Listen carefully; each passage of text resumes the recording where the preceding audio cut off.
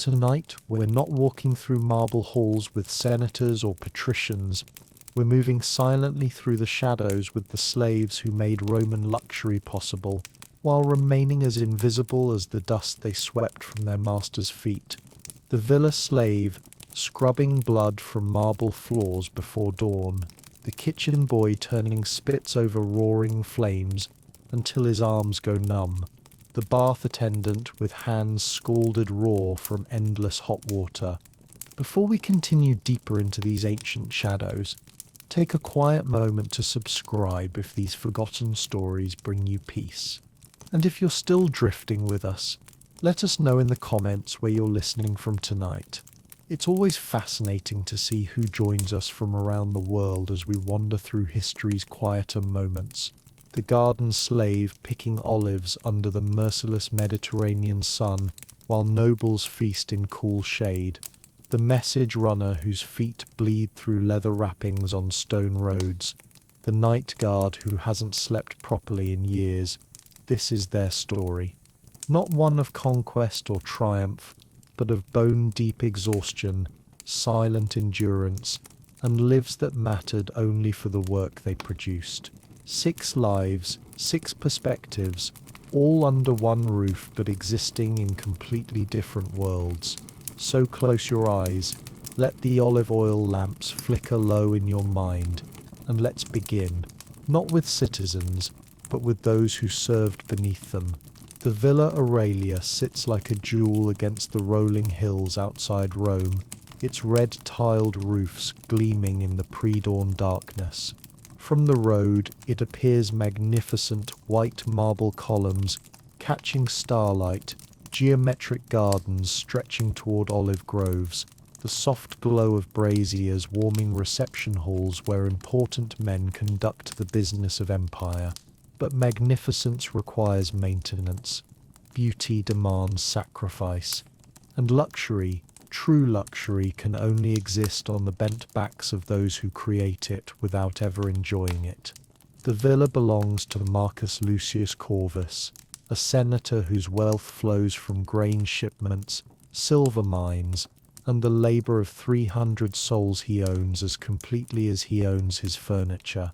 His guests tonight, other senators, a provincial governor, 2 wealthy merchants, sleep soundly on goose-down mattresses, while slaves begin their day in the darkness that comes before dawn. In the slave quarters, a long stone building behind the main villa, bodies stir on straw pallets. No one speaks. Speech is a luxury for later, if at all. They rise in the darkness because Roman luxury demands it. Because their master's comfort requires their discomfort, because the alternative to rising is punishment that makes the work seem merciful by comparison. The air is thick with the smell of unwashed bodies, olive oil, and something else, resignation perhaps, or just the particular odor of lives lived without hope of change. Rough wool tunics go over heads that have learned not to dream. Feet slide into leather wrappings or wooden clogs, depending on the day's assigned labor. No one looks in mirrors. Mirrors are for people who matter. Outside, the villa grounds stretch in carefully planned perfection. Geometric gardens where every hedge is trimmed to mathematical precision. Fountains that flow with water carried from distant mountains through engineering marvels. Marble statues of gods and heroes whose stories these slaves know only as decoration to be cleaned around. The hypocaust system beneath the floors is already warming underground furnaces tended through the night by slaves who never see daylight, who feed coal and wood into flames that heat the floors their masters walk on. The villa's bath complex steams gently in the morning air, its 3 pools maintained at precise temperatures that require constant attention from hands that have forgotten what it feels like to not be burned. In the kitchen complex, larger than most houses, the day's preparations begin before the masters even dream of waking. Bread dough that was started in yesterday's heat now bakes in ovens tended by boys whose eyebrows have been singed off so many times they've stopped growing back. Wine amphorae are checked, their seals examined, their contents tasted by slaves who understand that poisoning accusations mean death even when they're innocent. The villa's grounds include workshops where craftsmen create the luxury goods that define Roman civilization. But even skilled artisans are property here. The mosaic artist whose fingers have gone numb from years of placing tiny stones, the metal worker whose lungs are black with forged smoke, the weaver whose back has curved permanently from bending over looms. Water flows through the villa like its lifeblood, carried by aqueducts that represent the peak of engineering achievement. But water requires maintenance. Pipes need cleaning. Fountains need constant attention. Slaves crawl through spaces barely wide enough for human bodies, repairing the infrastructure that makes Roman bathing possible. The villa's library holds scrolls worth fortunes, philosophy, poetry, histories of great men doing great things. But the slaves who dust these scrolls, who prepare the ink and parchment, who copy texts with perfect script, they cannot read the words they preserve. Knowledge is power, and power belongs to citizens. Religious shrines dot the villa grounds. Household gods watch over doorways. Garden deities bless the olive harvest. Protective spirits guard against evil. The slaves tend these shrines daily, replacing flowers, trimming lamp wicks, making offerings on behalf of masters whose prayers they cannot share. Even the gods have social hierarchies. Security means constant vigilance. Guards patrol the grounds, check locks, maintain weapons. But the real security of the villa lies in the economic reality that keeps slaves working. They have nowhere else to go, no other skills that matter, no identity beyond their usefulness. The villa is both their prison and their only source of survival. As the first hint of dawn touches the eastern hills, the villa begins its daily transformation, from sleeping household to functioning center of power and luxury. Lamps are lit in sequence, fires are stoked to proper temperatures, water is heated to precise degrees. Every detail matters, because perfection is expected, and perfection requires the invisible labor of people who exist only to serve. The master's day will begin in a few hours, with a breakfast of fresh bread, honey and watered wine served on silver plates. He will bathe in perfectly heated pools, dress in clothes that have been cleaned and pressed, walk on floors that have been scrubbed spotless. His guests will admire his taste, his wealth, his cultured lifestyle. None of them will see the blood on the scrub brushes, the burns on the baker's hands, the exhaustion in eyes that have learned not to meet their gaze. They will see only the results, the luxury, the beauty, the comfort that makes Roman civilization the envy of the world. But we will see the cost. We will walk in the footsteps of those who pay the price for paradise, who create beauty they cannot enjoy, who maintain a world they can never truly inhabit. The sun is still below the horizon, but the villa is already alive with purposeful movement. Slaves begin their daily race against standards that can never quite be met, pursuing perfection that will never quite be acknowledged. This is where we begin, in the darkness before dawn, where Roman greatness is built one invisible task at a time. You are awake because someone's foot just connected with your ribs, not gently. The overseer Brutus stands above your straw pallet, his wooden staff still raised, ready to strike again if you don't move fast enough. This is how your day begins when you are the lowest form of human property in Villa Aurelia. You are Gaius. At least that's the name they gave you when you arrived here 15 years ago. A frightened boy sold to pay his father's debts. Your real name died the day you became property. Now you exist only as a functioned slave who makes marble floors shine like mirrors. You sleep in the westernmost corner of the slave quarters, as far as possible from the brazier that provides the only heat. Proximity to warmth is determined by rank. and you have no rank. Your section of the building smells perpetually of damp stone, unwashed bodies, and the vinegar that has soaked into your skin so deeply it seems to seep from your pores. Your bed is a rectangle of straw contained by 4 stones. Nothing more. The straw is changed when it rots completely, perhaps twice a year. A thin woolen blanket that was old when you received it serves as your only covering. In winter you curl like a dog to conserve heat. In summer you push it aside but keep it close. Stealing blankets means a flogging. You own nothing except the clothes you wear. A rough tunic of undyed wool that reaches your knees, tied with a rope belt. It was woven by slaves in another part of the villa, dyed brown with walnut hulls because brown shows dirt less than other colors. Practical. Everything about your existence is practical. You rise in the darkness because Roman luxury demands it. By the time Senator Corvus takes his morning walk through the villa, every surface he might see must be spotless. Every tessera in every mosaic must gleam.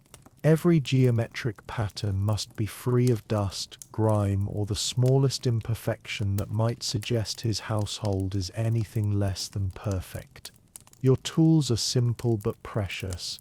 A bucket made of oak staves bound with iron hoops, several brushes of varying stiffness, pig bristles for deep cleaning, softer goat hair for delicate work, a selection of rags torn from worn-out tunics, a bronze scraper for removing stubborn stains, a small knife for cleaning between tessera. These tools are more valuable than you are, and you guard them accordingly. You begin each day by checking your supplies. Vinegar mixed with water in precise proportions. Too weak and it won't clean, too strong and it damages the mortar between tiles. Sand of different grades for scrubbing. Oil for the final polish that makes marble glow. If any supply runs low, you must report it immediately. Running out during cleaning is inexcusable. The villa's floors are works of art that guests travel from across the empire to admire. In the atrium, black and white geometric patterns create optical illusions that seem to shift as you walk across them. The triclinium features a massive scene of Bacchus discovering wine, complete with dancing nymphs and laughing satyrs. The master's private study displays the Battle of Actium in perfect miniature detail. To you they are square footage, nothing more. You measure your day not in artistic appreciation but in the number of rooms completed, the number of stains removed, the number of times you must refill your bucket. You start in the servants' corridors where the mosaics are simpler, basic geometric patterns in earth tones. Even here, the work is demanding.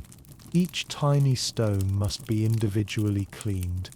Dirt accumulates in the spaces between tessera like sediment in a riverbed. Your fingers permanently stained with grime and vinegar. Work methodically along every line. You crawl more than you walk. Kneeling puts too much pressure on your kneecaps, which are already scarred and swollen from years of this work. Instead, you move in a crawling position, distributing your weight across knees and forearms. Your back aches constantly from this posture, a deep grinding pain that never completely fades. The vinegar water burns every cut on your hands, and there are always cuts. The bronze scraper slips, tesserae have sharp edges, and your skin has grown thin from constant chemical exposure. You've learned to work through pain because stopping means falling behind, and falling behind means punishment. Your breakfast, if it can be called that, is a crust of barley bread eaten while working. You dip it in your cleaning water to soften it, the vinegar giving it a sharp taste that makes your mouth pucker. Sometimes there's a bit of cheese or a few olives from the kitchen, but only if yesterday's work was deemed satisfactory. By mid-morning, you've moved to the public areas where guests might walk. The standards here are impossibly high. Every surface must be perfect. You've been beaten for microscopic stains that only the overseer's sharp eyes could detect. You've redone entire rooms because a single tessera was deemed insufficiently clean. The atrium is your greatest challenge. Its geometric patterns are designed to impress visitors with their mathematical precision, but they also reveal every speck of dust. The black tesserae show everything. You polish each one individually with oil-soaked rags until your reflection stares back from dozens of tiny mirrors. Time means nothing to you beyond the rhythm of work. Scrub, rinse, move. Scrub, rinse, move. Your world has shrunk to the size of whatever section you're cleaning. The sounds of the villa awakening boarders, voices calling for breakfast, wine sandals clicking on stone, orders being shouted, reach you as distant background noise. You are invisible by design. When guests walk through, you press yourself against walls or duck into alcoves. You've perfected the art of seeming to vanish while continuing to work. Roman citizens don't want to see the labor that maintains their comfort. They want to see only the results, mortar's faultless flaws that reflect their superiority back at them. Your hands tell the story of your life. Fingers permanently curved from gripping brushes, palms coal used beyond feeling, nails worn down to nothing from scraping between stones.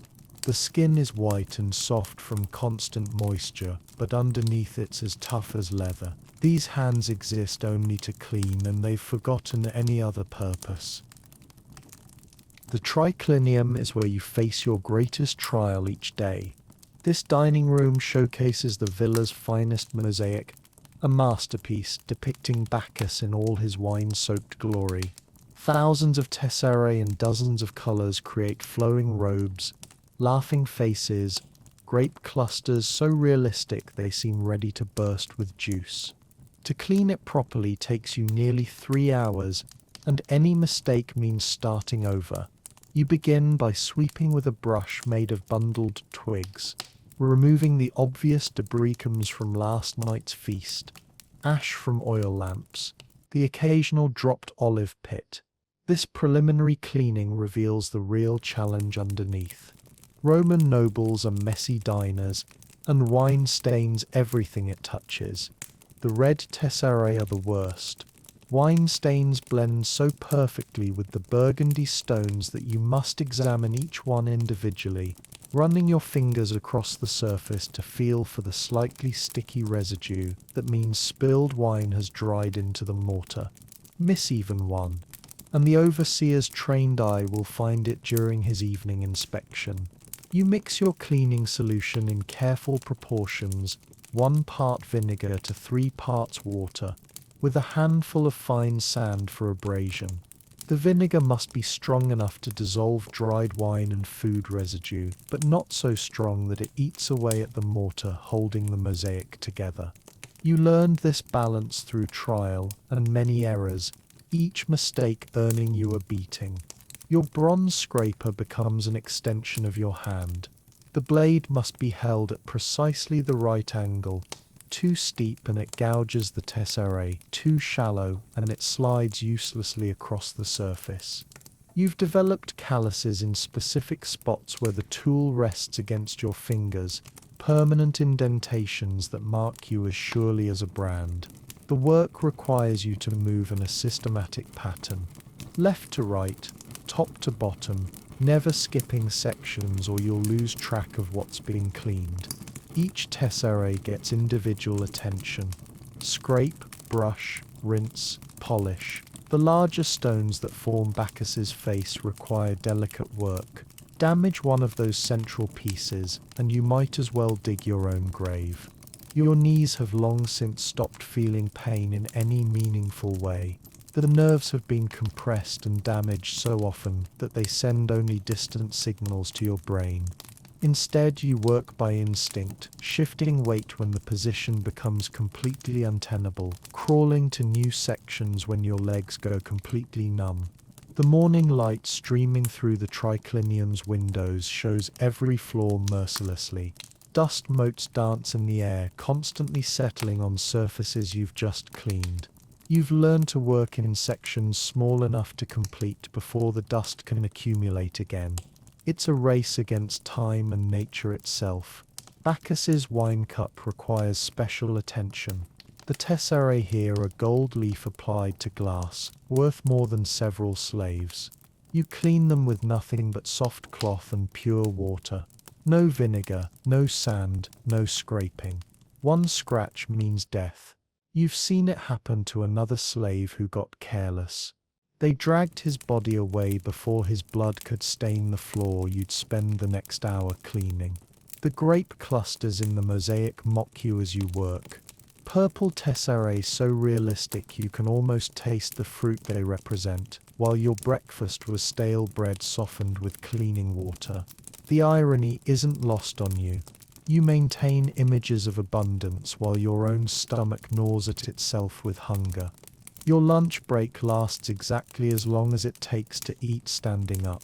A bowl of thin gruel made from barley and whatever scraps the kitchen slaves could spare.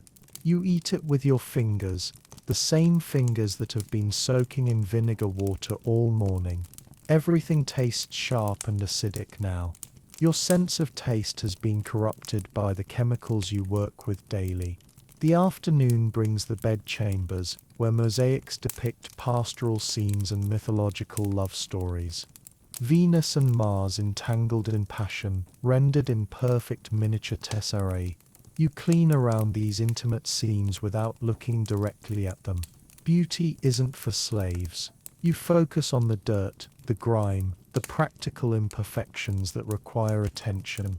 Your brush technique varies by surface. Firm pressure for deep-set grime, gentle strokes for delicate areas, circular motions for stubborn stains. You've developed a rhythm that conserves energy while maintaining effectiveness. Every movement is calculated to minimize fatigue over the long day ahead. The hypocaust heating system makes winter cleaning bearable, but summer cleaning hell. Warm floors feel good on your knees during cold months, but in summer the heated marble becomes a griddle that cooks you slowly as you work. You've learned to work faster in summer, accepting lower quality rather than collapsing from heat exhaustion. Water must be changed frequently as it becomes cloudy with dissolved dirt and debris. You haul fresh buckets from the courtyard fountain, a task that provides brief respite from crawling but taxes your back and shoulders differently. The oak staves expand when wet, making the buckets heavier and more awkward to carry. By evening, your cleaning water looks like diluted mud. The rags are grey with accumulated grime. Your hands are wrinkled like fruit left too long in water, but you continue working because the day's assignment must be completed regardless of fatigue. The final step is polishing. You apply a thin layer of oil to bring out the natural colors of the stone. This is the most satisfying part of the work. Watching dull tesserae suddenly gleam like jewels. For a brief moment, you can almost understand why people call these floors beautiful. Then the overseer arrives for inspection, and you remember that beauty isn't yours to appreciate. You clean your tools with the same care you give the mosaics. Brushes are rinsed until the water runs clear. Bronze scrapers are dried and oiled to prevent rust. Rags are wrung out and folded properly. These tools must last, because replacing them comes from your already meager food rations. The sun sets on another day of invisible labor. Tomorrow you'll wake in darkness and begin again, making someone else's world beautiful while remaining unseen yourself. You learn to read footsteps before you see faces. The heavy, deliberate tread of Senator Corvus in his thick-soled sandals. The quick, light steps of his wife Claudia as she hurries between social obligations. The shuffling gait of old Proculus, the steward whose authority over you is absolute despite his own servile status. Each footfall tells you how to react, how small to make yourself, how quickly to disappear. When Senator Corvus walks through the atrium during his morning constitutional, you press yourself against the wall so completely you might as well be another decorative element. Your breathing becomes shallow, your movements cease entirely. You've perfected the art of human furniture, present when needed, invisible when not. The senator never acknowledges your existence directly. To him, clean floors simply appear overnight, like dew forming on grass. Magic, perhaps, or the natural order of things. Once, early in your service, you made the mistake of looking up when he passed. The overseer's staff across your back taught you that slaves' eyes belong on the ground. His guests are worse in different ways. They notice you just enough to be irritated by your presence. Last week, a visiting merchant kicked over your water bucket because your crawling form disrupted his view of the triclinium's masterpiece. You spent the rest of the day re-cleaning wine-stained tesserae while fighting back tears of frustration. The merchant complimented the senator on his pristine floors before leaving. Claudia speaks to you exactly once per month. During her inspection of the household, she walks through each room with the steward, pointing out imperfections with an ivory-handled stick. Her voice is cultured, educated, discussing your work as if you're not kneeling 3 feet away. This section needs more attention, Proculus. The gold tesserae lack proper luster. You've learned to read the social hierarchy through shoe leather. Senators wear thick-soled sandals with brass fittings. Wealthy merchants favor soft leather boots with decorative tooling. Free servants get simple sandals, usually worn thin. Slaves go barefoot or wrap their feet in scraps. Your position in this world is literally beneath everyone else's feet. The other slaves form their own complex network of relationships, alliances, and grudges. You rank near the bottom even among property. The kitchen slaves consider themselves superior because they handle food. The bath attendants look down on you because they serve the masters directly. Even the stable slaves, who smell permanently of horses, act as if cleaning floors is beneath their dignity. Titus works the gardens and believes himself practically nobility because he can read plant signs and knows when the harvest will be good. He saves bread crusts for you sometimes, an act of charity that comes with a lecture about learning useful skills. Floors don't think, he says, as if you chose your assignment rather than being assigned to it. Marcus, the bath attendant, occasionally shares information about the master's moods, warning you when the senator is angry about some business deal, or when Claudia is entertaining guests who demand perfection. This intelligence is valuable. Poll forewarned. You can work extra carefully, maybe avoid a beating when standards rise impossibly high. But even Marcus's kindness comes with condescension. He's seen the masters naked, vulnerable, human. You only see their sandals and the dirt they track across your newly cleaned floors. In the slave hierarchy, proximity to intimacy equals status, and you clean what they walk on rather than serving their bodies. The villa's children are perhaps the cruelest. Young Marcus Corvus, barely 12, has learned to exercise power by tormenting those who cannot retaliate. He drops food deliberately as he walks, watches you clean it up, then drops more. His sister Julia practices her authority by demanding you re-clean sections that are already spotless, enjoying the power to command without consequence. Their Greek tutor pretends you don't exist, which is actually a mercy. Educated slaves occupy a strange position in the household, valuable for their knowledge but still property. He reads philosophy while you scrub around his feet, neither of you acknowledging the other's presence. Sometimes you catch fragments of his lessons about virtue and justice. The irony burns worse than vinegar. During dinner parties, you become part of the entertainment without meaning to. Guests notice the pristine floors and compliment their host's household management. You've learned to work around conversations about your own labor while remaining invisible to the speakers. They discuss the cost of good slaves, the difficulty of finding reliable workers, the proper training methods for different tasks. Once a drunk guest stumbled and fell directly onto the section you'd just finished cleaning.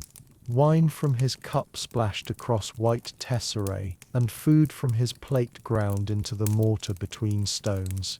He laughed as his friends helped him up, never noticing you already reaching for your cleaning supplies.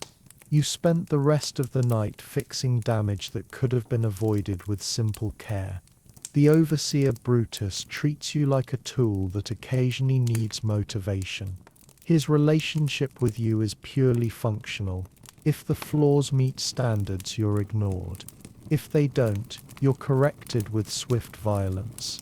He never speaks to you unnecessarily, never explains beyond what's required for the task. You're not quite human enough for conversation. Religious festivals bring changes in routine that affect your work dramatically. During the Saturnalia, social order temporarily inverts and slaves are theoretically served by masters. In practice, this means you spend extra hours preparing for the chaos that follows temporary freedom, cleaning wine stains and food debris from celebration that you watch but cannot join. The villa's shrine to the household gods sits in the atrium center, surrounded by your daily workspace. You clean around it carefully, never touching the offerings or disturbing the sacred space.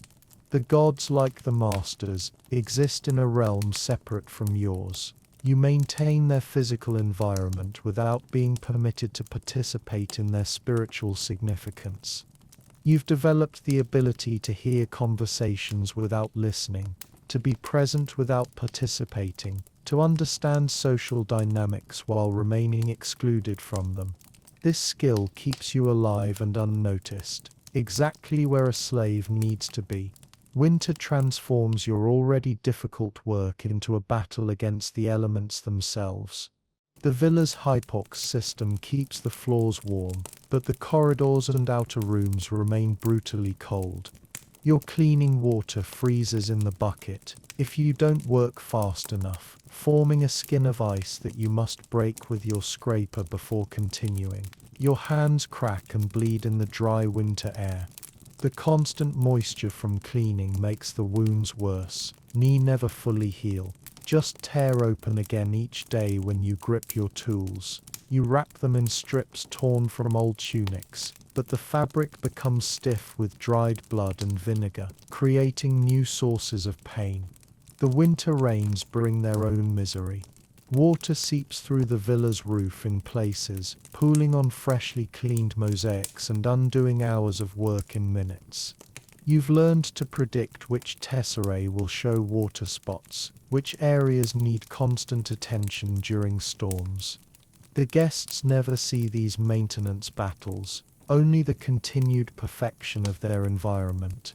Spring means wedding season, and wedding season means chaos. The villa hosts elaborate celebrations for the senator's political allies, their children, anyone whose favor needs cultivation. 3-day festivals where hundreds of guests track mud, spill wine, and generally destroy your carefully maintained surfaces with the enthusiasm of conquering armies. During the spring festivals, honoring Ceres, grain and bread are scattered ceremonially across the atrium's geometric patterns. What the priests call sacred offerings, you call work. You spend hours after each ceremony picking individual grains from between tesserae, scraping dried dough from mortar lines, removing the physical evidence of spiritual devotion. The grape harvest brings Senator Corvus's most important guests, other senators, provincial governors, wealthy merchants who buy his wine. Your work standards become impossibly high during these weeks. Every surface must be flawless because business deals worth fortunes are discussed while walking across floors you've spent days perfecting. You learn to work around the winemaking process that takes over parts of the villa. Slaves carry baskets of grapes through corridors you've just cleaned, their feet purple with juice that drips onto white tesserae.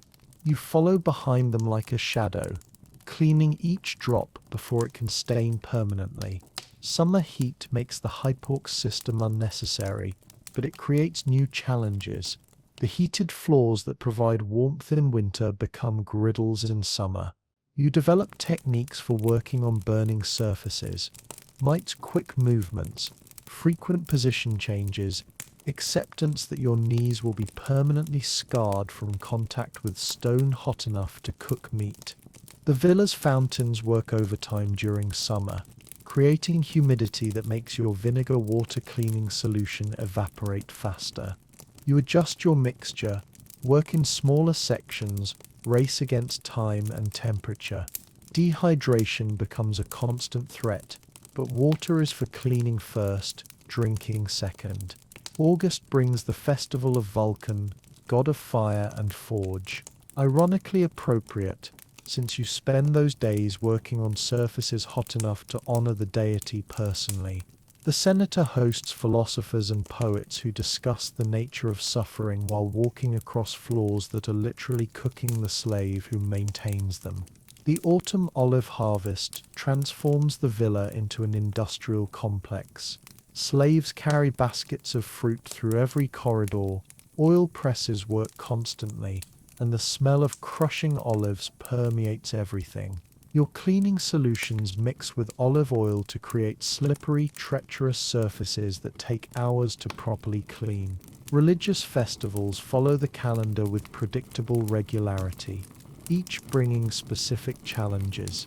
The Ides of each month mean offerings left on household shrines, flowers that wilt and drop petals, food that attracts insects, wine that spills and stains. You clean around active worship, invisible even to the gods being honored. The master's birthday celebration in December brings the year's greatest test. Important guests arrive from across the empire, each tracking different kinds of mud from different provinces. You work through the night during these events, cleaning sections of floor while parties continue overhead, timing your movements to avoid disrupting conversations that shape Roman politics. Seasonal illnesses affect your work capacity, but never your work requirements. Winter coughs that leave you gasping, summer fevers that make you dizzy, autumn allergies that cloud your vision with tears, all must be ignored in favor of maintaining standards that never change regardless of your physical condition. The villa's business calendar creates predictable patterns of intensity. Tax collection season means angry meetings and spilled wine. Military campaign planning brings stressed generals who pace constantly, wearing paths in mosaics you must constantly repolish. Senate session periods mean urgent late-night gatherings where important decisions are made while walking across floors you've cleaned in darkness. Each season brings specific guests with specific habits. Winter visitors stamp their feet to stay warm, grinding dirt deep into tesserae. Spring guests track pollen that yellows white stones. Summer visitors sweat constantly, leaving salt stains that require special cleaning techniques. Autumn guests carry the smell of harvest, good for the villa's profits, challenging for someone who must clean grape juice from between tiny stones. The cycle repeats endlessly, seasons blending into years, blending into a lifetime of the same tasks performed with minor variations. You measure time not by calendars but by the rhythm of festivals, harvests and social obligations that shape the villa's schedule around everything except your comfort or convenience. You are Lucius, and you exist in a world of flame and smoke where the air itself burns your lungs with every breath. While Gaius crawls across cold stone floors, you crouch beside roaring furnaces where the heat would kill most men, and somehow keeps you barely alive.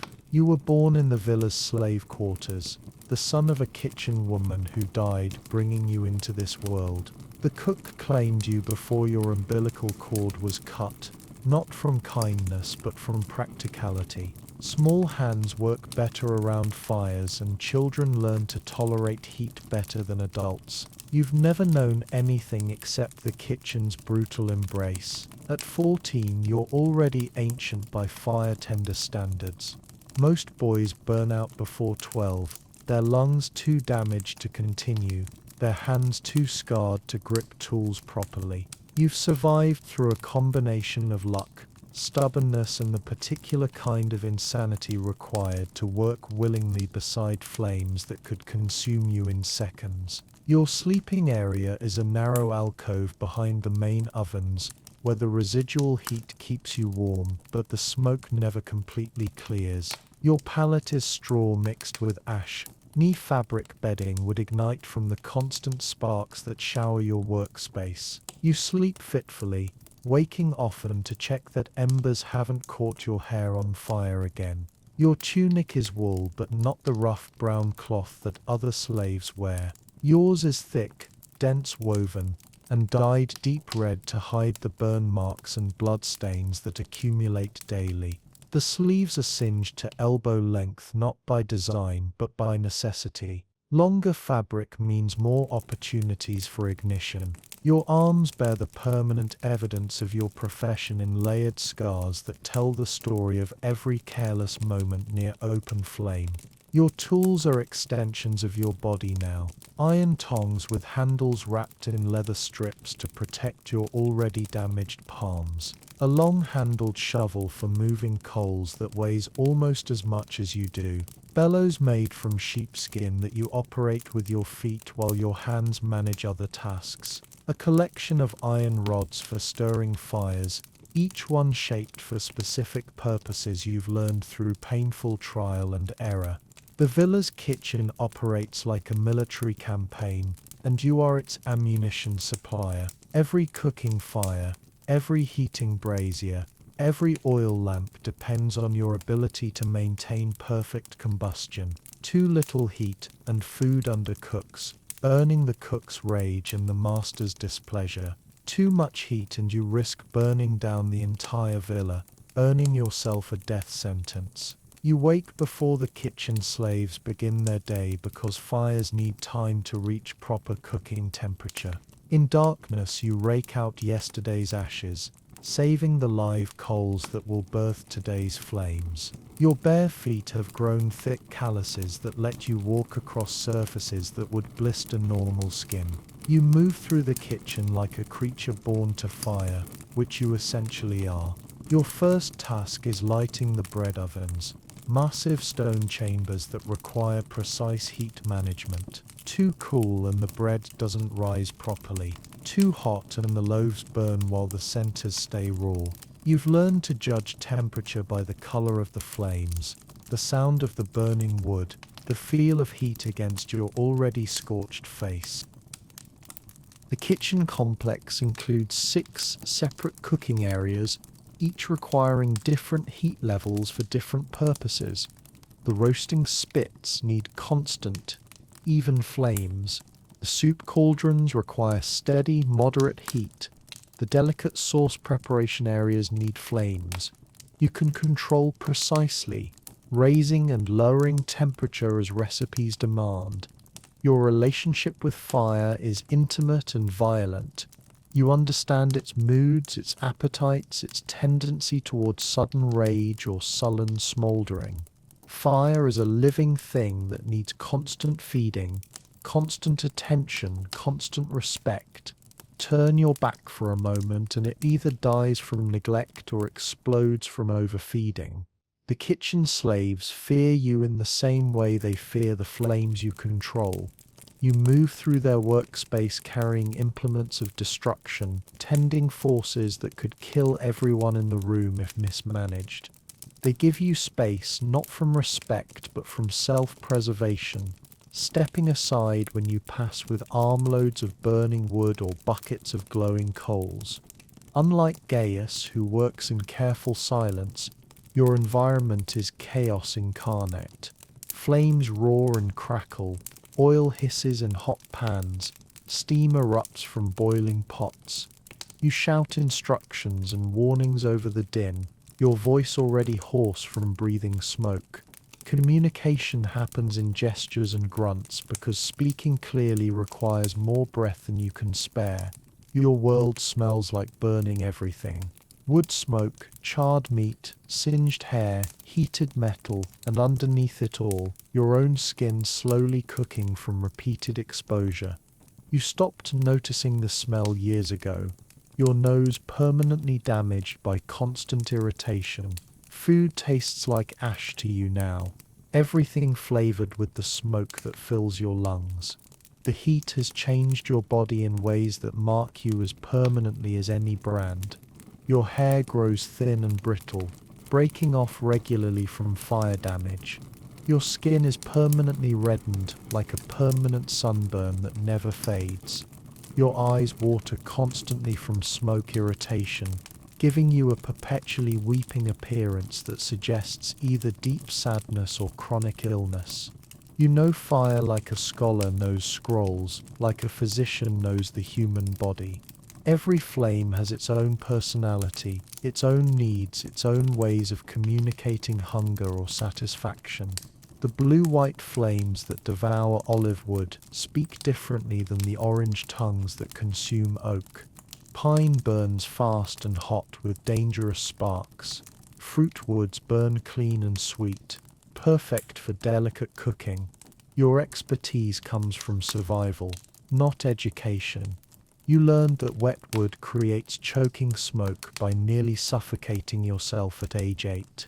You discovered that certain combinations of fuel woods create specific temperatures by watching expensive ingredients ruined when fires burn too hot or too cold. Every scar on your hands teaches a lesson about flame management that no free citizen could afford to learn. The bread ovens require the most sophisticated fire knowledge. You must heat the stone chambers to exactly the right temperature, then remove all burning material and rely on stored heat to bake the loaves. Too much heat and the bread crusts before the interior cooks. Too little and the loaves stay flat and dense. You judge readiness by throwing flour into the empty oven. If it browns in exactly 10 heartbeats, the temperature is perfect.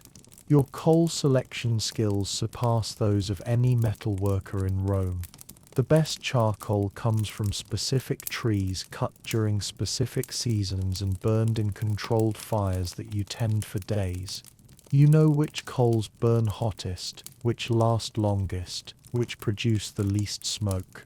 The villa's reputation for excellent cuisine depends on your ability to provide consistent, controllable heat.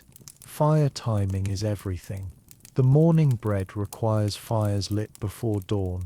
The elaborate dinner preparations need flames that reach peak heat precisely when the cook begins food preparation.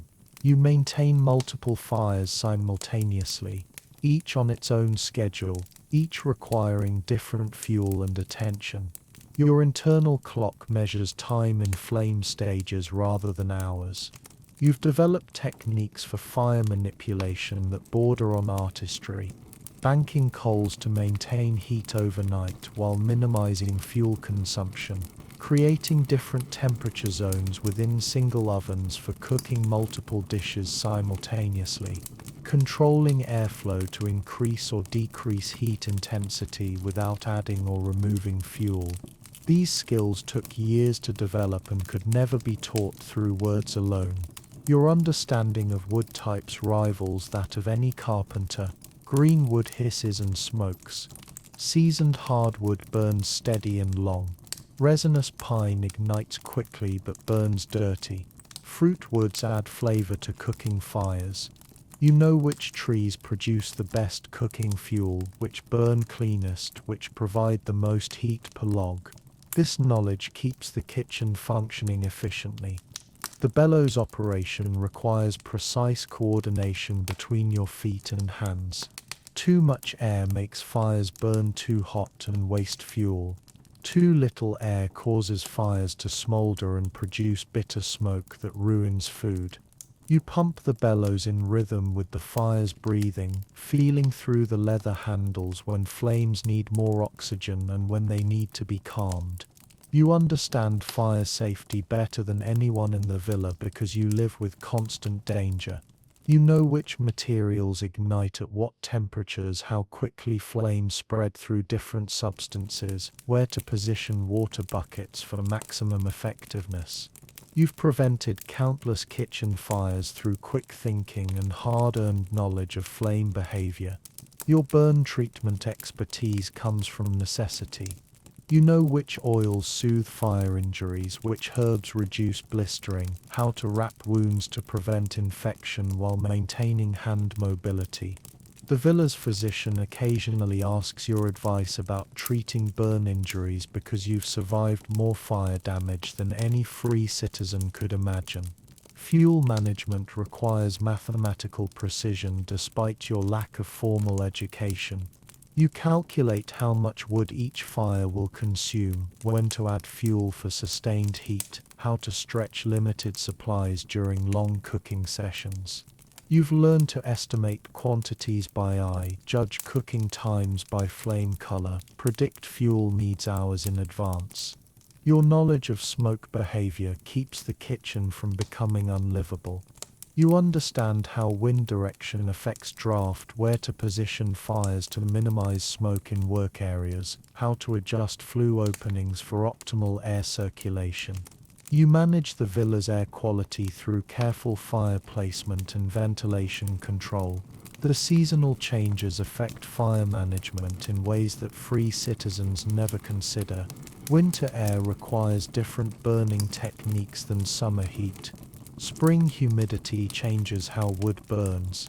Autumn winds affect fire behavior unpredictably.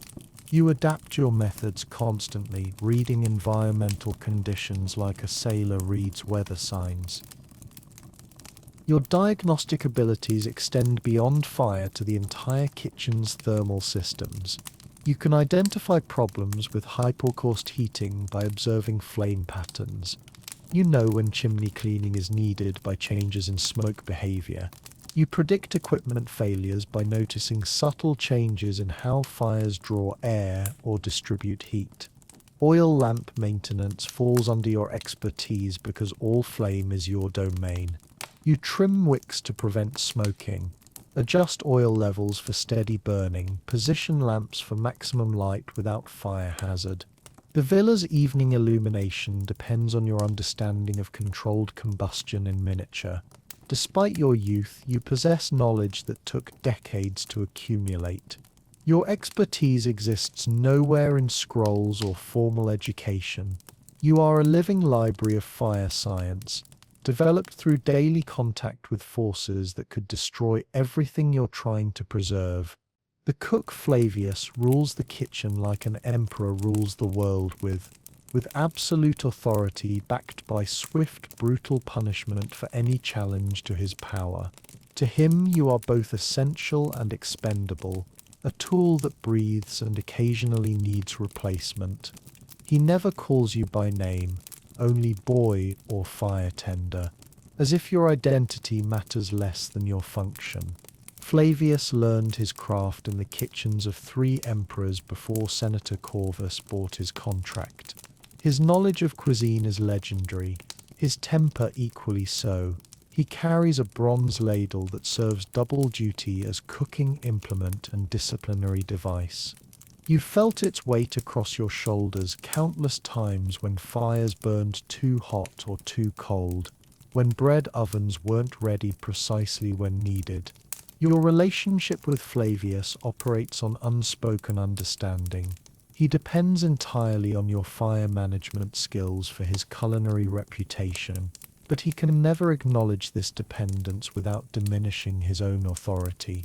You provide the foundation for everything he creates, yet he must maintain the fiction that cooking skill alone determines success. The kitchen operates under military discipline during meal preparation. Flavius shouts orders, assigns tasks, coordinates complex timing that feeds hundreds of people simultaneously.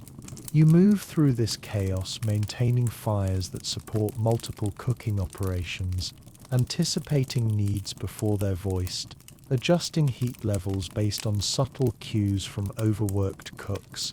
When important guests visit, pressure increases exponentially. Flavius becomes a general preparing for battle, and you are his weapons supplier. The slightest error in fire management ruins elaborate dishes, embarrasses the senator, and earns you beatings that leave marks for weeks. Success brings no praise, only the absence of punishment. Your unique position grants you grudging respect from other kitchen slaves while simultaneously isolating you from their community. They understand that their work depends on yours. No fire means no cooking. No cooking means no food. No food means punishment for everyone. Yet they also fear association with you because firework is considered both essential and cursed. The steward Proculus inspects the kitchen monthly, checking fuel consumption against budget allocations. You must account for every log burned, every basket of charcoal consumed. He questions you directly during these inspections, one of the few times any authority figure acknowledges your existence with direct communication. Your answers affect fuel rations for the entire month. Proculus treats you with the cold calculation of a man managing resources rather than people. He understands that replacing you would be expensive and time-consuming, so he protects his investment through grudging approval of your work. He's authorized extra food rations during particularly demanding cooking periods, not from kindness but from practical necessity. The villa's guests occasionally wander into kitchen areas during tours, marveling at the complex food preparation. You've learned to disappear during these visits, ducking behind ovens or slipping into storage alcoves. Visitors don't want to see the scarred boy who makes their meals possible. They want to see gleaming equipment and skilled cooks creating culinary magic. Senator Corvus himself has spoken to you exactly twice in 14 years. Once when a kitchen fire nearly spread to the main villa, when he asked Flavius how such dangerous incompetence could be tolerated. Once when a visiting governor complimented an elaborate roasted peacock, when he inquired about the cooking techniques that created such perfect results. Neither conversation addressed you directly despite your central role in both incidents. Your authority within your limited domain is absolute but fragile. Other slaves follow your fire-related orders without question because everyone understands the consequences of ignoring fire safety. You can demand they clear areas when you're moving hot coals, position themselves away from potential flame hazards, assist with fuel transport during peak cooking periods. This authority evaporates completely outside fire-related matters. In the general slave hierarchy, you rank near the bottom due to your youth and specialized role. Older slaves assign you tasks like water hauling and equipment cleaning that have nothing to do with your fire expertise but everything to do with maintaining social order. The villa's physician has treated your burns so often that he recognizes your footsteps approaching his quarters. He's developed specific treatments for the types of injuries you sustain regularly. Salves for heat rash, poultices for deep burns, techniques for preventing infection in constantly re-injured hands. His attention is purely medical, but it represents the closest thing to consistent care you receive from any authority figure. During religious festivals, you maintain fires for ritual purposes under direction from the villa's priest. These interactions follow strict protocols. You provide heat for sacred purposes without participating in ceremonies you're not permitted to join. The priest acknowledges your technical skills while maintaining spiritual distance appropriate to your servile status. Your expertise creates an odd dynamic where authority figures need your knowledge while maintaining social distance. They depend on your skills for essential functions but cannot acknowledge this dependence without undermining hierarchical order that keeps the entire system functioning. Training your eventual replacement falls to you, though no one admits this responsibility openly. You've taught 3 younger boys basic fire management, knowing that your knowledge dies with you unless passed on. 2 burned out quickly, their lungs too weak for sustained smoke exposure. The 3rd shows promise but lacks the particular combination of skills and insanity that long-term survival requires. You are Livia, and you exist in a world where water becomes both salvation and torture, where Roman engineering marvels serve as instruments of daily suffering disguised as luxury. While Lucius burns in fire and Gaius crawls on stone, you are slowly cooked in steam that steals your breath and scalds your skin with every movement. The bath complex of Villa Aurelia represents the pinnacle of Roman civilization. 3 pools of different temperatures connected by marble channels, fed by aqueduct water, heated by hypocaust systems that maintain precise thermal control. To guests, it's paradise. To you, it's a carefully designed hell, where you spend your days being boiled alive while serving people who see you as nothing more than a breathing, bathing accessory. You were purchased at age 12 from a Syrian slave dealer, chosen specifically for your small hands and quick reflexes, essential qualities for someone who must work around naked Romans wielding hot oil and sharp strigils. Your original name died when Proculus inscribed Livia on the villa's inventory scrolls. Now you exist only as a function, the slave who makes bathing possible. Your quarters occupy a tiny alcove adjacent to the bath complex, where the constant humidity has rotted away any possibility of dry comfort. Your sleeping pallet is permanently damp from steam that seeps through every crack in the stone walls. Your single blanket, thin wool that was once blue, now exists in a state of perpetual moisture that makes sleep feel like drowning slowly in lukewarm water. Your work clothes are unlike any other slave's garments in the villa. Instead of wool, you wear linen mite, lighter fabric that dries faster when soaked with splash water from the pools. The tunic reaches only to your knees because longer fabric trails in water and becomes dangerous when wet. You work barefoot because wet leather becomes slippery, and falling in the bath complex can mean death by drowning or severe injury on marble edges. Your tools define your existence. Bronze strigils curved to scrape oil from human skin, sponges harvested from the Mediterranean and shipped at enormous expense, pumice stones for removing dead skin, bottles of various oils scented with herbs you'll never smell outside of work. These implements, worth more than several slaves, must be maintained in perfect condition because Roman bathing rituals demand precision equipment. The hypocaust system that heats the baths requires constant attention to maintain the 3 different temperatures that proper Roman bathing demands. The caldarium must be hot enough to induce immediate sweating, but not so hot it causes fainting. The tepidarium needs moderate warmth for gradual temperature adjustment. The frigidarium stays cold enough to shock, but not cold enough to cause heart failure in elderly senators. You wake before dawn to begin heating cycles that take hours to reach proper temperatures. The furnaces beneath the bath complex burn constantly, tended by slaves who work in conditions that make your steam-filled environment seem comfortable. You coordinate with them through hand signals and shouted messages, ensuring that water temperatures align perfectly with the day's bathing schedule. Your first task each morning is testing water temperatures with your bare skin, elbows, forearms, eventually full submersion when necessary. Your body has become a living thermometer, calibrated through years of exposure to know precisely when each pool reaches optimal heat. The caldarium should feel almost unbearable initially, the tepidarium comfortably warm, the frigidarium shocking but tolerable.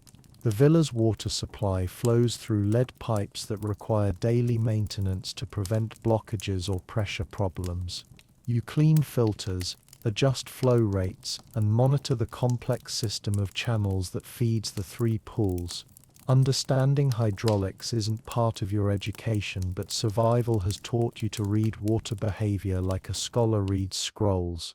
Preparing oil mixtures requires knowledge that borders on chemistry.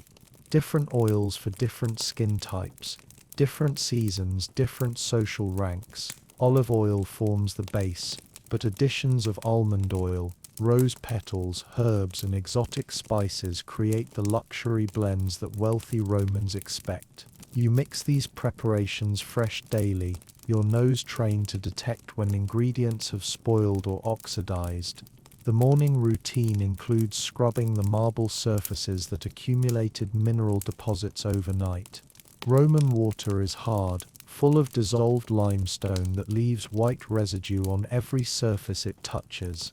You remove these deposits with bronze scrapers and abrasive sand, working carefully to clean without scratching expensive marble imported from distant quarries. Your workday revolves around the bathing schedules of people whose names you're not allowed to speak directly. Senator Corvus bathes at precisely the third hour after sunrise. His wife Claudia prefers afternoon sessions when the light streaming through clerestory windows creates dramatic effects on the water's surface.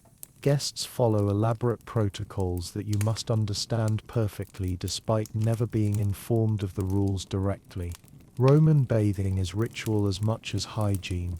The sequence never varies: exercise in the palastra to work up a sweat, application of oil to the entire body, gradual heating in the tepidarium, intense sweating in the coldarium, oil scraping with strigils, cool down in the frigidarium, final oil application for skin protection. Your role is to facilitate this process seamlessly while remaining essentially invisible. The bath complex exists in a permanent state of controlled chaos where steam, heat, and moisture create an environment that slowly destroys everything it touches, including you.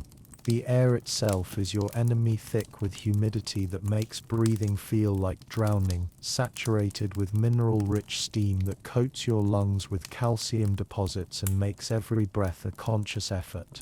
Water damage is constant and invisible. The marble floors develop hairline cracks from repeated heating and cooling cycles. These cracks fill with mineral deposits and bacteria that create dangerous surfaces despite appearing perfectly clean. You've learned to spot the warning signs: discoloration around pool edges, slight texture changes in marble surfaces, the particular smell of standing water beginning to stagnate in hidden crevices. The hypercaust heating creates temperature variations that would kill most people gradually and comfortably. The floors nearest the furnace openings become hot enough to cook meat, while corners farthest from heat sources stay cold enough to shock. You navigate this thermal landscape barefoot, your soles so scarred and cold-used they've lost most sensation, relying on visual cues to identify dangerous surfaces. Steam condensation turns every surface into a potential hazard. Marble becomes slippery as ice when wet. Bronze fixtures develop water spots that hide dangerous corrosion. Wooden elements warp and split from constant moisture exposure.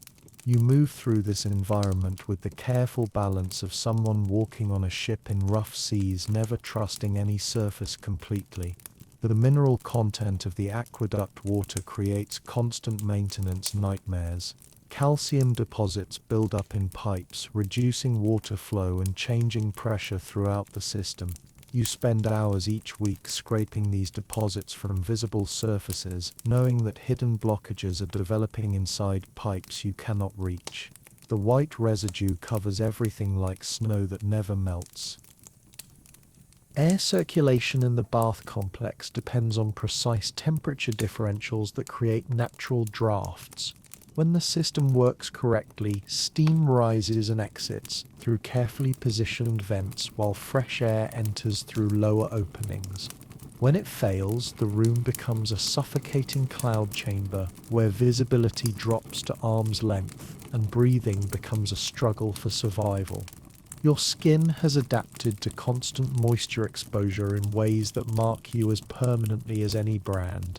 Your fingers are perpetually wrinkled, the skin soft and white like a corpse pulled from water. Your hair hangs in limp strands that never completely dry, permanently darkened by steam and mineral deposits. Your eyes water constantly from steam irritation, creating permanent tracks down your cheeks. Seasonal changes affect the bath complex in ways that free citizens never consider.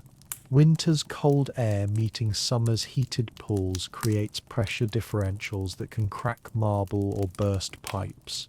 Spring humidity changes how effectively steam vents, requiring constant adjustment of furnace heat to maintain proper temperature. Autumn winds affect draft patterns, sometimes filling the room with smoke from hypocaust furnaces. The lead pipes that supply the bath complex leach metal into the water supply, creating a gradual poisoning that affects everyone who works in constant contact with the system. You've developed the particular pallor and fatigue that marks chronic lead exposure, though no physician would waste time diagnosing a slave's occupational illness. Your hands shake slightly from nerve damage that will only worsen with continued exposure. Cleaning the pool bottoms requires you to work underwater in heated pools, holding your breath while scrubbing surfaces that accumulate human debris. Dead skin, hair, and other bodily materials settle constantly despite the flowing water that's supposed to carry them away. You've learned to work efficiently underwater, your lungs adapted to extended breath holding in steam-filled air that provides less oxygen than normal atmosphere. The bronze fixtures throughout the bath complex corrode constantly in the humid environment. Handles become rough with verdigris that cuts your hands when you grip them. Decorative elements develop green stains that require aggressive scrubbing with abrasive materials. The metal fittings expand and contract with temperature changes, creating leaks that must be sealed regularly with lead caulking that further poisons the environment. Fungal growth thrives in the constant moisture, appearing in corners and crevices faster than you can remove it.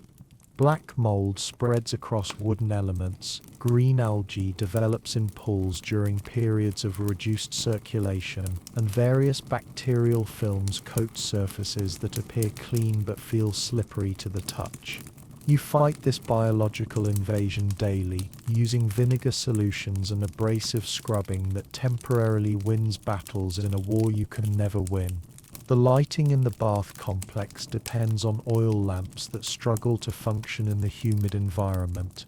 Wicks absorb moisture and burn poorly, creating smoky flames that add to the already compromised air quality. You maintain dozens of these lamps daily, trimming wicks that absorb water, refilling oil that evaporates faster in the heat, cleaning glass covers that cloud with condensation minutes after being polished. Sound behaves strangely in the steam-filled environment. Voices echo off wet marble in distorted ways that make communication difficult. The constant sound of flowing water, bubbling pools and hissing steam creates background noise that masks conversation and forces you to work largely through visual cues and established routines rather than verbal instruction. Your workspace exists in a state of beautiful decay where Roman engineering maintains functionality while slowly destroying everything it touches. You preserve an environment that's simultaneously the pinnacle of luxury and a machine designed to consume the people who operate it. You are Marcus, and your world is measured in seasons rather than days, in harvests rather than hours. While others work in stone chambers and steaming pools, you exist under the open sky where the Mediterranean sun slowly cooks you alive and the earth demands constant tribute of sweat and blood. The gardens of Villa Aurelia stretch across terraced hillsides like a geometric poem written in living plants. To visitors, they represent the Roman conquest of nature itself, wild landscape transformed into orderly beauty through superior engineering and endless labor. To you they represent acres of responsibility where every withered leaf, every unpruned branch, every weed that dares to grow becomes evidence of your inadequacy. You were born free in a Gallic village that no longer exists, captured at age 16 when Roman legions swept through your homeland like a plague of bronze and steel. Your Celtic name died when the slave traders branded their mark into your shoulder.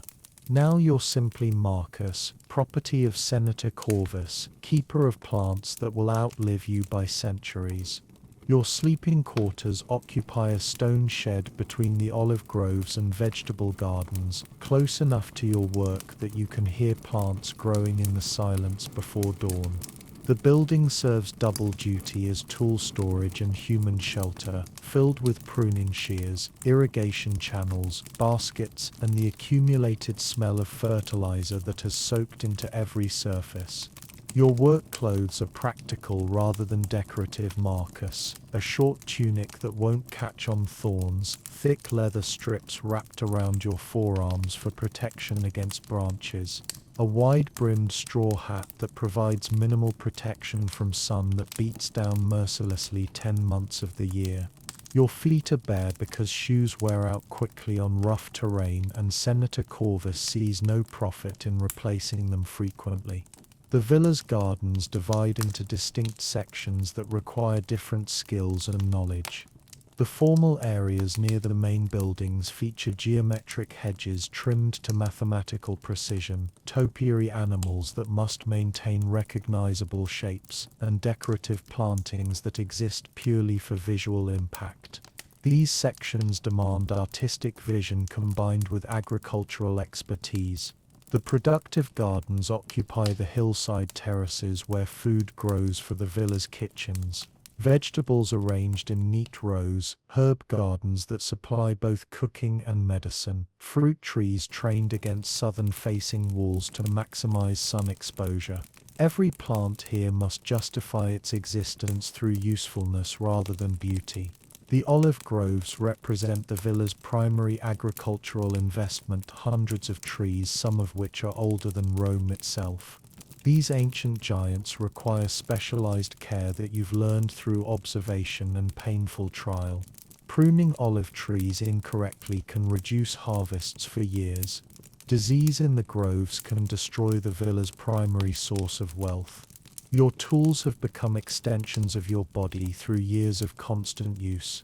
Pruning shears worn smooth by thousands of cuts, their bronze blades kept sharp through daily maintenance. A bronze sickle for cutting grain and trimming grass. Various sizes of baskets woven from oak strips. Irrigation tools for directing water flow. A selection of bronze and iron implements for different soil conditions. Water management dominates your daily routine in ways that city-dwelling Romans never consider. The villa's location on a hillside means water flows downward naturally. But controlling this flow requires constant maintenance of channels, dams, and distribution systems. You spend hours each day clearing blockages, adjusting flow rates, ensuring that every plant receives optimal moisture without flooding or drought. Your knowledge of plants rivals that of any scholar, though you cannot read the agricultural treatises that wealthy Romans study. You know which vegetables grow best in which seasons, how to recognize plant diseases before they spread, when to harvest each crop for maximum flavor and nutrition. This expertise developed through observation rather than education, learned through success and failure rather than theory. The seasonal rhythm controls your entire existence more completely than any human authority. Spring means planting season-long days, preparing soil, selecting seeds, establishing new plantings that will feed the villa through the coming year. Summer brings constant watering, weeding, pest control, and the early harvests that supply fresh food to Roman tables. Autumn is harvest time when months of labor transform into the villa's food supply for winter. Olives must be picked at precisely the right moment for optimal oil quality. Grapes need harvesting when sugar content peaks. Vegetables require gathering before frost destroys them. You work 18-hour days during harvest season, racing against weather and time. Winter provides no rest, only different work, pruning trees and vines during their dormant period, preparing soil for spring planting, maintaining irrigation systems damaged by winter storms, protecting sensitive plants from frost using techniques passed down through generations of agricultural slaves. Your relationship with the villa's kitchen staff creates complex dependencies that affect your daily routine. The cook Flavius demands specific vegetables at precise stages of ripeness. Kitchen slaves arrive each morning to collect herbs, fruits, and vegetables according to menu requirements you're never informed about in advance. You must anticipate their needs while maintaining overall garden productivity. The sun has become your enemy and your master, a daily adversary that beats down on your unprotected skin with the relentless fury of an angry god.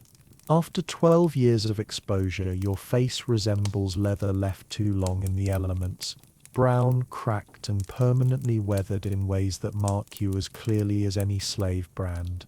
You've stopped looking at your reflection in the villa's fountains because the stranger staring back no longer resembles the young Gaul who once ran free through forests that exist now only in dreams.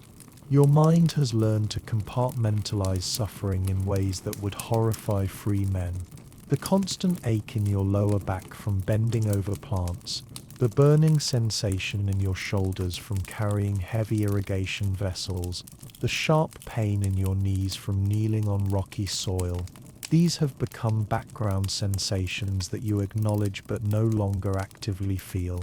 Your body has become a tool that experiences pain as feedback rather than suffering. The isolation weighs on you more heavily than physical labor. While other slaves work in groups within the villa's buildings, you spend entire days alone among plants that neither speak nor judge, but also provide no companionship. You've begun talking to the olive trees, sharing observations about weather patterns and soil conditions with gnarled trunks that listen without judgment because they cannot understand human speech. Memory has become both refuge and torture. You remember your Celtic village with painful clarity, the sound of your mother's voice calling you for meals, the smell of wood smoke from hearths that belonged to free people, the feeling of walking on paths you chose rather than following orders from masters who own your body but cannot touch your thoughts. These memories surface at unexpected moments, triggered by the scent of certain herbs or the angle of sunlight through leaves. Your dreams are agricultural now, focused on growing seasons and harvest yields rather than escape or freedom. You dream of perfect vegetables, disease-free olive trees, gardens that produce abundance without effort. Even your sleeping mind cannot conceive of existence beyond the villa's boundaries. Freedom has become an abstract concept rather than an achievable goal. The villa's guests sometimes comment on the garden's beauty while walking through areas you've spent months perfecting. They discuss the aesthetic arrangement of plantings, the clever irrigation systems, the impressive productivity of the agricultural areas. Their conversations treat your work as natural phenomena rather than human achievement, as if vegetables grow themselves and hedges trim their own branches. You've developed the peculiar emotional detachment that allows agricultural slaves to function year after year. You care deeply about plant health while remaining indifferent to your own physical deterioration. A diseased olive tree can drive you to desperate remedial efforts while you ignore infected cuts on your own hands that should receive medical attention but won't, because slave health matters less than agricultural productivity. The seasonal cycles have become your emotional calendar. Spring brings tentative hope as new plantings show promise for future harvests. Summer creates grinding endurance as you struggle to maintain life in plants that would die without constant attention. Autumn provides brief satisfaction when successful harvests validate months of labor. Winter brings resigned acceptance as you prepare for another cycle of the same endless routine. Your expertise has become a prison more secure than any chains. You know too much about agricultural techniques to be sold for rough labor, but not enough about anything else to serve in other capacities. Your specialized knowledge makes you valuable to Senator Corvus while simultaneously ensuring you'll never be transferred to easier work or sold to a master who might treat slaves less harshly. The villa's location provides daily reminders of the free world that exists beyond your reach. You can see Roman roads in the distance where travelers move freely between destinations. Merchant caravans pass the villa's boundaries, their members discussing business deals and travel plans in voices that carry across the fields where you work in enforced silence. Religious observances affect your emotional state in ways you struggle to understand. During festivals honoring agricultural deities, you maintain shrine gardens while being excluded from the ceremonies that ask those same gods to bless the harvests your labor creates. You tend sacred plants while being denied participation in the spiritual significance your work supports. The constant responsibility for living things creates unique psychological pressure. Unlike slaves who work with stone or metal, you face daily reminders that neglect kills. Miss watering for 2 days during summer heat and vegetables die. Ignore pest problems and entire crops fail.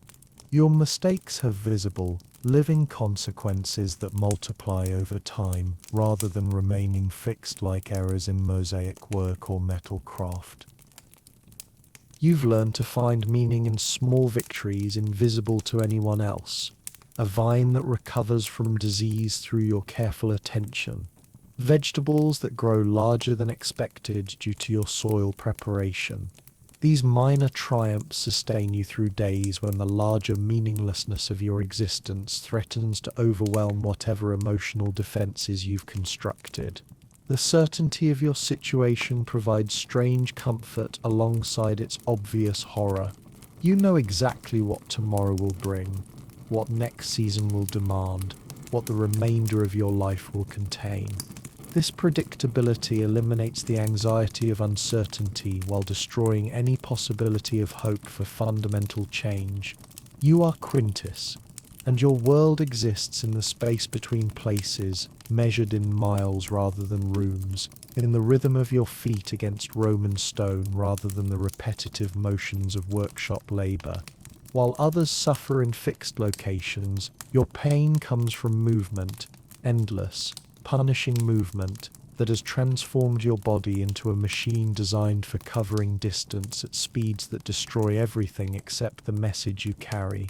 Your legs define your value more completely than any other slave's specialized body parts. These aren't legs anymore. They're transportation devices wrapped in scarred skin and powered by a heart that beats faster than normal even at rest. Your calves bulge with muscle developed through daily runs of 20 to 30 miles. Your feet have evolved into something resembling hooves, thick-soled and insensitive to surfaces that would cripple normal humans. The villa's remote location makes communication with Rome and other estates a matter of physical endurance rather than simple correspondence. Senator Corvus conducts business across the empire through letters carried by slaves whose speed determines the success or failure of time-sensitive deals. You are the villa's primary connection to the wider world, a human postal system whose reliability affects political and commercial relationships worth fortunes. Your sleeping quarters occupy a small alcove near the villa's main entrance, positioned for immediate departure when messages arrive requiring urgent delivery. Your bed consists of a straw pallet and a single blanket. Comfort matters less than readiness. You sleep lightly, trained to wake instantly when called, already calculating routes and estimating travel times before your eyes fully open. Your equipment is minimal but essential. Leather foot wrappings that provide protection without restricting movement. A water gourd slung across your shoulder. A leather pouch for carrying messages, sealed against weather and sweat. A bronze stylus and wax tablet for recording verbal responses. A small knife for emergencies. These items represent your entire worldly possessions chosen for durability and lightweight. Your daily routine revolves around uncertainty punctuated by sudden urgency. Most mornings begin with checking existing messages for delivery schedules, but the arrival of unexpected correspondence can transform a normal day into a forced march that continues through darkness. You maintain constant readiness for immediate departure to destinations you cannot predict, carrying messages whose contents you cannot read. The Roman road system represents both salvation and curse for someone in your position. The engineers who built these straight stone highways created the most efficient transportation network in human history, but they designed them for military movement rather than human comfort. You run on surfaces that would be perfect for marching legions but punish individual feet with relentless hardness that jars every bone with each step. Weather affects your work in ways that free citizens consider only briefly. Rain turns dust to mud that clings to your feet and doubles the effort required for each step. Sun exposure at running speeds can cause heat exhaustion faster than gradual exposure while working in gardens. Wind resistance becomes significant when maintaining running pace over long distances. Winter ice makes roads treacherous at speeds necessary for timely message delivery. Your knowledge of geography extends throughout the region in detail that rivals military scouts. You know every shortcut, every stream crossing, every inn where slaves might receive water without payment. Your mental map includes distances measured in running time rather than simple miles.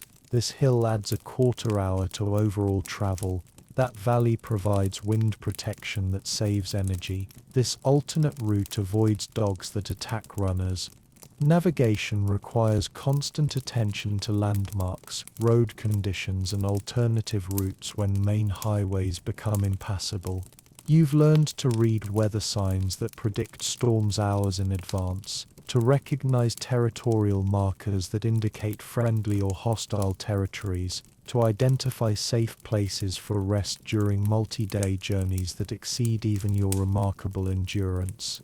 Your value to the villa depends entirely on speed and reliability, creating pressure that affects every aspect of your existence. Delayed delivery can mean failed business opportunities, missed political appointments, or broken commitments that damage Senator Corvus's reputation. The content of messages you carry might be worth more than your purchase price, but you'll never know because literacy is forbidden to prevent you from selling information. Physical conditioning requires constant maintenance through daily training runs even when no messages await delivery. Your body exists in a perpetual state of athletic readiness that demands proper nutrition despite receiving slave rations designed for sedentary workers. You supplement your diet with food scavenged during travels, wild fruits gathered while running, stream water when nothing else is available. The solitary nature of your work creates unique psychological challenges. You spend days alone on roads with only your thoughts for company, running through landscapes that blur past in repetitive patterns of stone, vegetation, and horizon. The rhythm of your feet against pavement becomes hypnotic, inducing trance-like states where miles pass without conscious awareness. Your feet tell the story of your profession in permanent scars that map every road you've traveled. Calluses thick as leather protect your soles from stone surfaces. Old wounds mark encounters with sharp rocks, glass fragments, thorns from shortcuts through undeveloped terrain. Your toenails have been damaged and regrown so many times they no longer grow normally. Your body has become a testament to what happens when human endurance is pushed beyond natural limits day after day, year after year. At 25, you move with the fluid efficiency of a practiced athlete. but close examination reveals the cumulative damage that running 40,000 miles has inflicted on bones, joints, and organs designed for normal human activity rather than constant mechanical stress. Your breathing has changed permanently from years of running in all weather conditions. Your lungs work efficiently at rest but show signs of damage from inhaling road dust, winter air cold enough to freeze moisture in your throat, and the constant particulate matter kicked up by your own feet on stone surfaces. You cough every morning, bringing up dust and debris that has accumulated overnight in lung tissue scarred by repetitive irritation. The joints in your legs function smoothly now, but bear the accumulated damage of countless impacts against unforgiving Roman pavement. Your knees click audibly when you climb stairs, a sound that marks cartilage worn thin by repetitive compression.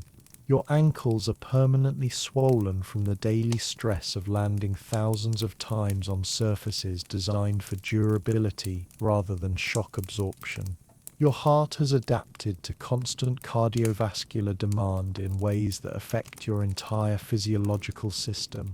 Your resting pulse runs faster than normal humans, your blood pressure elevated from the chronic stress of maintaining running pace while carrying messages whose delayed delivery could result in severe punishment. You feel this cardiac strain as a constant awareness of your heartbeat, a reminder that your body operates beyond sustainable limits. Sleep has become a luxury that your nervous system can barely remember how to access.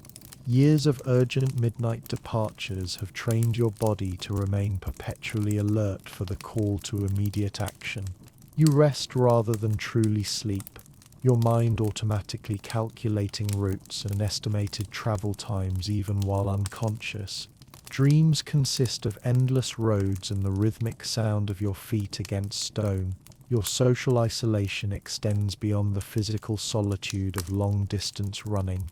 The other villa slaves see you as separate from their community because your work takes you away for days at a time, because your specialized role creates different relationships with authority, because your knowledge of the outside world makes you both valuable and dangerous to the insular slave community. Your knowledge of the region's geography, politics, and economic conditions makes you valuable to Senator Corvus while simultaneously making you a security risk that requires careful management. You know which estates are prospering, which political alliances are forming, which trade routes are most profitable. This information could be valuable to enemies of the villa, ensuring that your movements are monitored and your contacts limited. The messages you carry often contain information that affects your own future without your knowledge. Instructions for purchasing new slaves, orders for selling existing property, political arrangements that could result in your transfer to another master. You transport documents that treat you as commodity while remaining ignorant of their contents, carrying your own fate in sealed pouches you cannot open. Your replacement is already being trained, Chi, a younger boy whose legs haven't yet adapted to the demands of constant running, but whose youth provides advantages you no longer possess. You see him practicing on shorter routes, building endurance that will eventually surpass your own declining capabilities.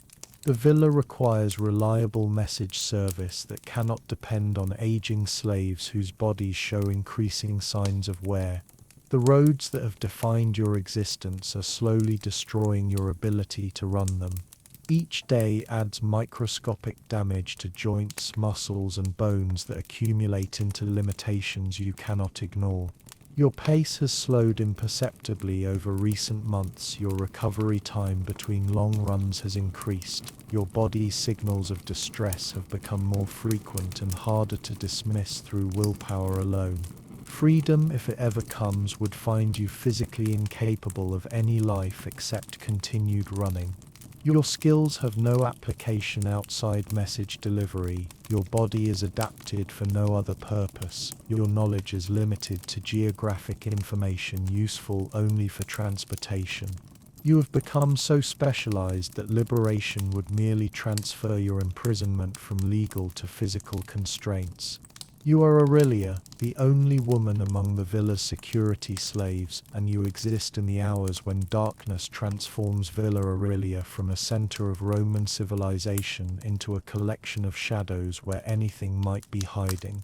While others sleep or pretend to sleep, you walk the corridors with silent feet and sharp eyes, the guardian of dreams you're not permitted to share.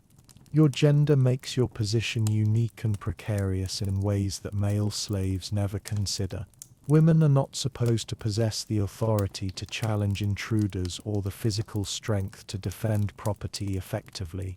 Yet Senator Corvus employs you because your smaller size allows access to spaces where larger guards cannot fit, and because your supposedly natural intuition helps detect threats that men might miss through overconfidence. Your sleeping quarters occupy a narrow alcove behind the kitchen complex, positioned to provide quick access to the villa's interior while remaining separate from the male slave quarters. This isolation protects you from certain dangers while exposing you to others. You sleep alone, which means safety from unwanted attention but also means no allies if threats emerge during your rest hours. Your work clothes differ from both male guards and female domestic slaves. You wear a dark tunic that reaches mid-thigh for ease of movement, with leggings underneath for modesty and protection against rough surfaces.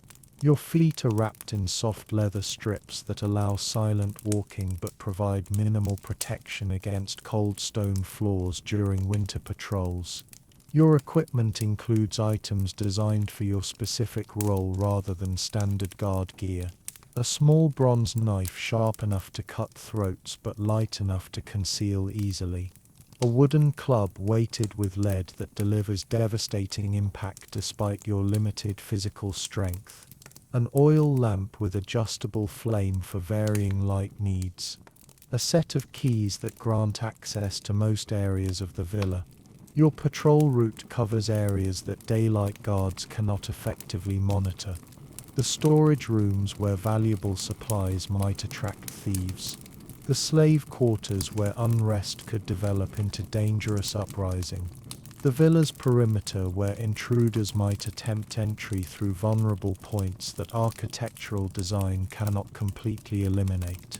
The villa at night becomes a different world where familiar spaces transform into landscapes of potential threat. Shadows create hiding places that don't exist during daylight hours. Normal sounds become suspicious when heard in darkness. The interplay of oil lamp flames and architectural features creates visual illusions that require constant vigilance to distinguish from actual dangers. Your knowledge of the villa's inhabitants extends beyond their daytime personas to include their nighttime secrets. You know which slaves leave their quarters after curfew for forbidden meetings. Which masters entertain visitors who arrive through unofficial entrances. Which areas of the villa see activity that doesn't appear on any official schedule or acknowledge any formal authority. Religious observances create additional responsibilities during your night shifts. You maintain the oil lamps at household shrines, ensuring that sacred flames never die during darkness hours when divine protection is most needed. You replace offerings that spoil overnight, clean areas where religious ceremonies leave debris, and monitor shrine areas for signs of interference or neglect. Your relationship with the villa's night sounds has developed into a form of acoustic expertise that daylight workers cannot comprehend.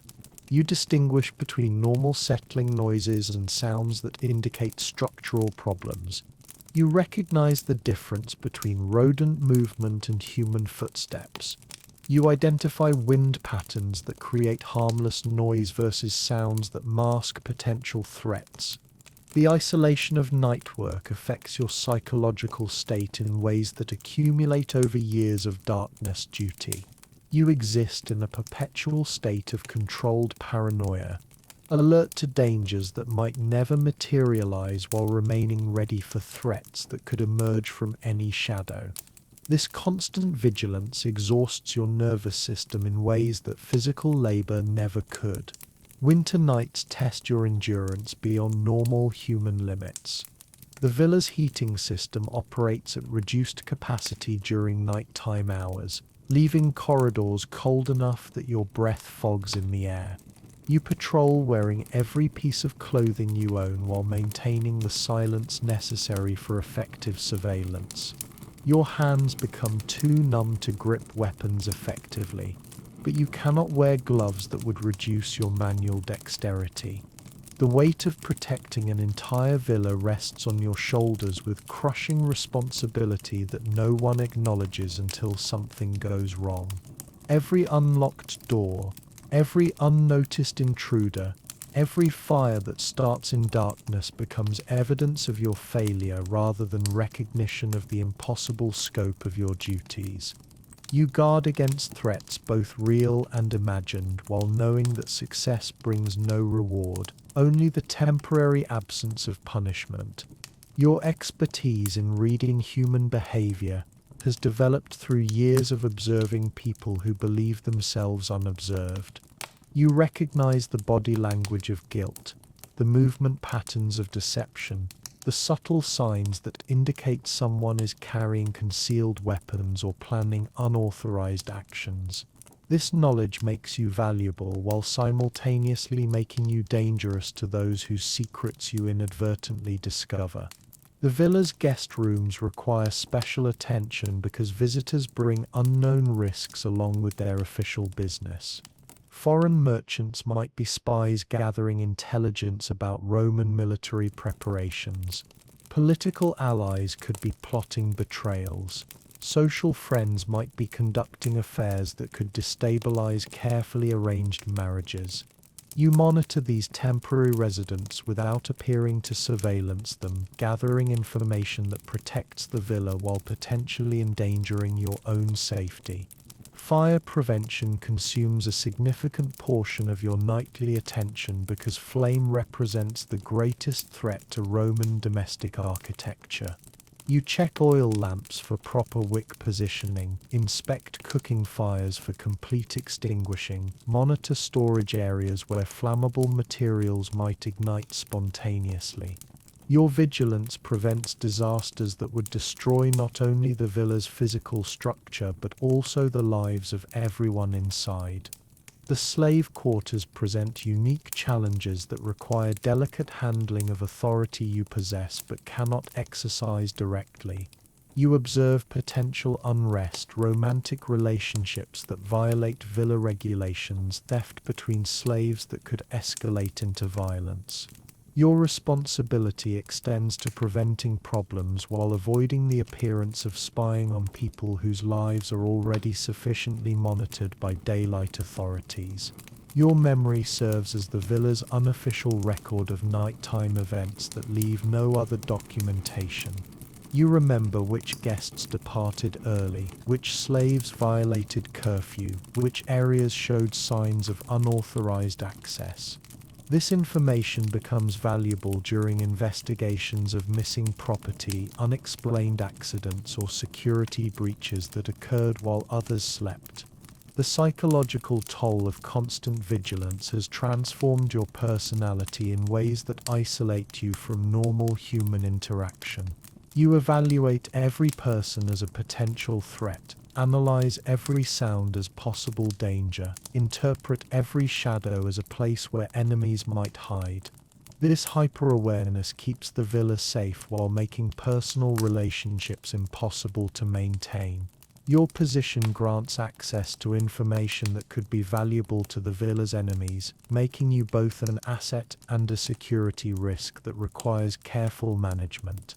You know the villa's defensive weaknesses, the master's personal habits, the locations of valuable items that might attract thieves.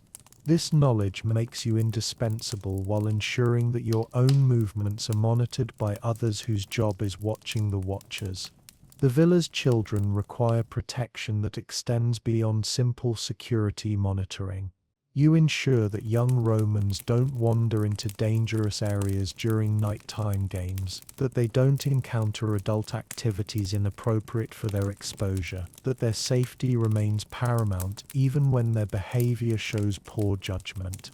Your maternal instincts complicate your security duties in ways that male guards never experience. Documentation of your observations must be selective because recording everything you witness would create dangerous evidence of activities that powerful people prefer to keep unrecorded. You report significant security concerns while diplomatically forgetting minor indiscretions that could cause political problems if officially acknowledged.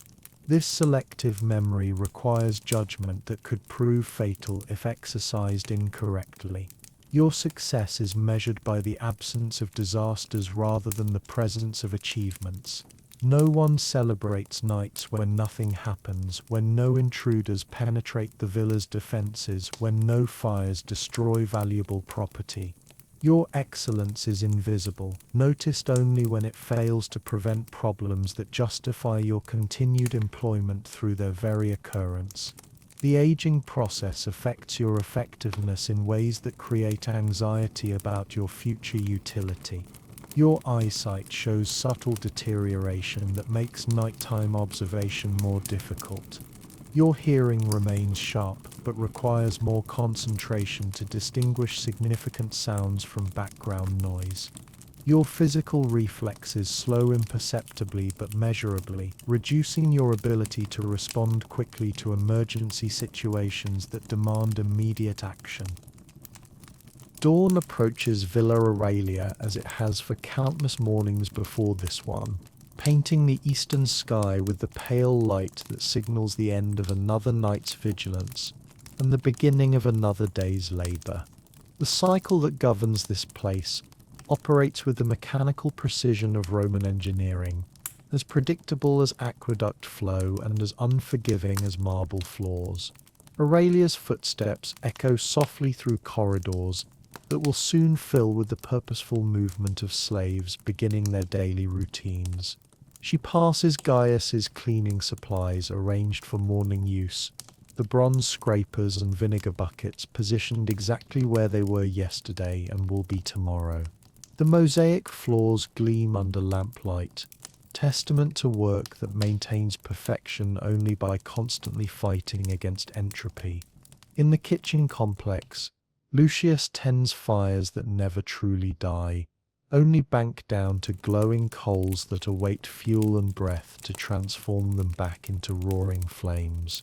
The ovens that will bake today's bread are the same ovens that baked yesterday's, tended by hands that have learned to function despite pain, guided by knowledge earned through burns that map his personal history across scarred skin.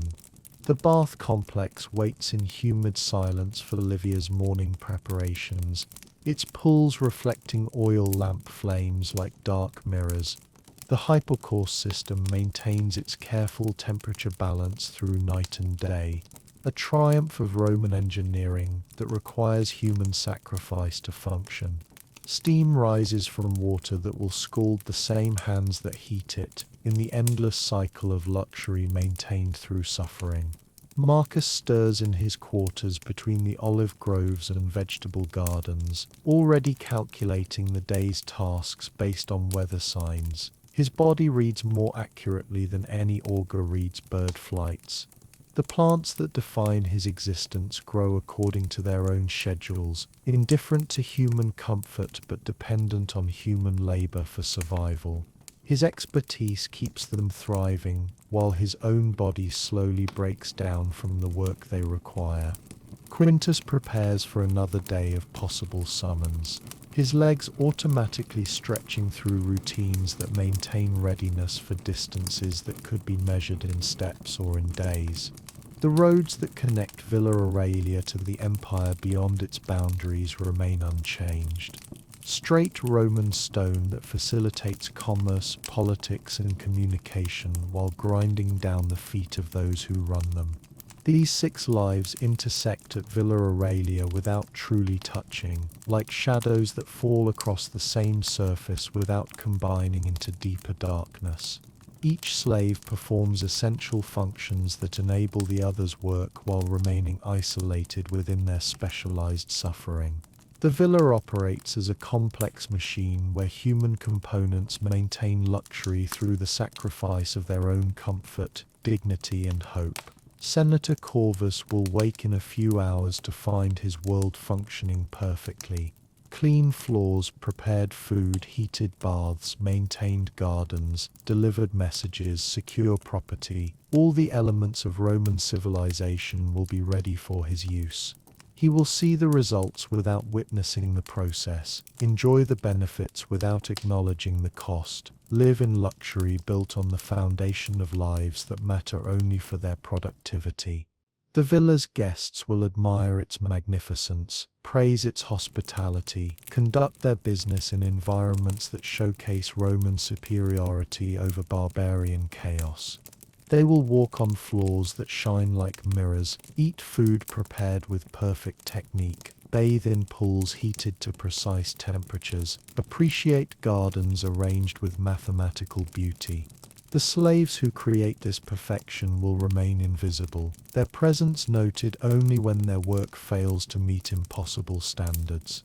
The Roman Empire extends across the known world through the replication of systems like Villa Aurelia, centers of civilization where efficiency, beauty, and comfort are maintained through the systematic exploitation of human labor. Each villa, each city, each military camp operates according to principles that prioritize results over the people who achieve them. The slaves who power this machine understand their role without being able to change it.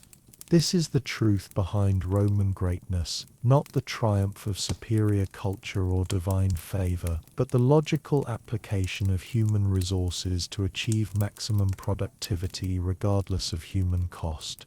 The empire's glory rests on foundations built from lives like these, unremarkable in their individual suffering but essential in their collective contribution to civilization's advancement. Tomorrow will bring the same routines, the same responsibilities, the same invisible labor that keeps the villa functioning. The slaves will wake before dawn, perform their assigned tasks, maintain the perfection that defines Roman domestic life, and sleep when their work is complete.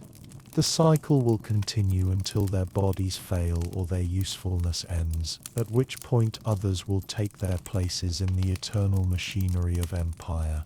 The sun rises over Villa Aurelia, illuminating marble columns and red tile roofs that gleam like jewels in the morning light. Beautiful, permanent, and sustained by sacrifice that remains hidden in the shadows where those who create beauty are never allowed to stand.